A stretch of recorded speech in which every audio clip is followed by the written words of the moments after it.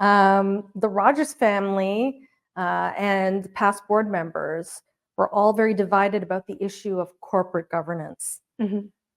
Why is corporate governance so important, not just to this story, but just broadly?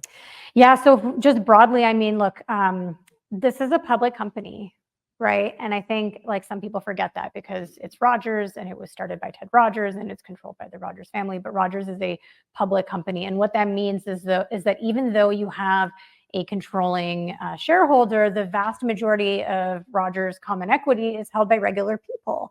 And so these people, like many of you in this room, are essentially giving this company money to invest as they see fit on your behalf to grow the company's profits so that one day you can live off of those dividends or you can sell the stock at a higher price and make a profit. And so you are entrusting this company and its board of directors and its management team with that investment. And so corporate governance is essentially making sure that the company is making good on those promises, making sure that they're doing the right thing for all of the company's shareholders. Okay.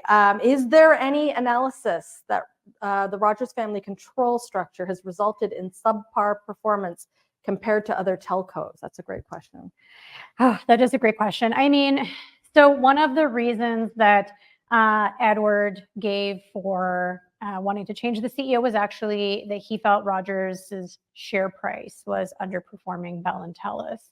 And so that's kind of an interesting thing because some people would maybe hypothesize that the reason why Rogers' share price sometimes underperforms Bell and Telus actually has to do with the fact that Rogers is a family-controlled company. And so some people would argue that that kind of possibility for conflict is almost like baked into the share price. But then at the same time, like people, for instance, Melinda would argue, and she's argued this, you know, in interviews and publicly a number of times, is that family-controlled companies actually present advantages. And that is because you're sort of immune from some of the short-term pressures of share price. So you actually can make investments for the longer term. And so that debate, like, I don't think it's necessarily settled. When you're looking at a company's share price, it is very hard to necessarily point to something and say, like, this is why the stock is performing this way or that, because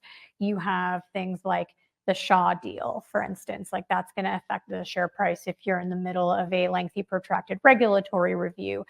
You've got things like macroeconomic factors. We've actually seen kind of broad sector-wide underperformance in telecom stocks because of rising interest rates and the fact that these are dividend stocks. And so that affects the share price. And so I can't necessarily point to a specific thing and say, yes, this is where, but there's a lot of, you can read the book and you can kind of decide for yourselves whether you think that dual class shares are a good idea or a bad idea.